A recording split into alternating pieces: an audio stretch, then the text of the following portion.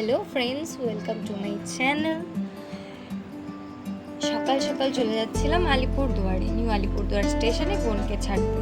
কারণ সকাল 7টার দিকে বোনের ট্রেন ছিল আর আমরা ভোর 5টায় বেরিয়েছিলাম বাড়ি থেকে। বেরোনোর ক্লিপগুলো নেওয়া হয়নি, তো যার জন্য রাস্তা থেকে শুরু করেছিলাম।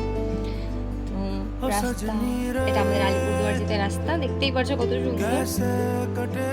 রাস্তা শেষ হচ্ছিল না, যার জন্য আমি আর বোন একটু পাগলামি করে নিচ্ছিলাম গাড়িতে বসে, আর ভাবছিলাম যে কখন পৌঁছাবো। তো এই করতে করতে পৌঁছে গেছি স্টেশনে পৌঁছে গেছি।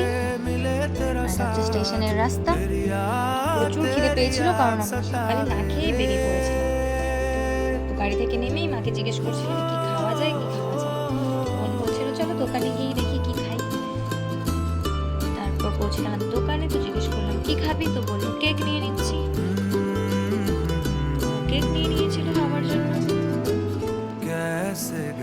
কেক নিয়ে চলে এসলাম চা খেতে।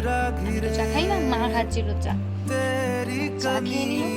তারপর চলে এলাম স্টেশনে।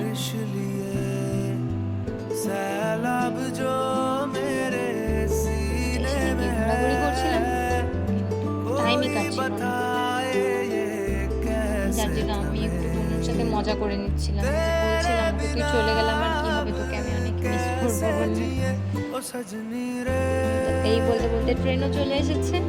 আর এই হচ্ছে আমার লাড্ডু। আমার নাও সবারই লাড্ডু, আমার সবার আদরে। আমার নানি ছিল, এটা আমার মেশো। আর লাড্ডুকে জিজ্ঞেস করছিলাম হ্যালো কর, আর ও হ্যালো করতেই যাচ্ছিল না।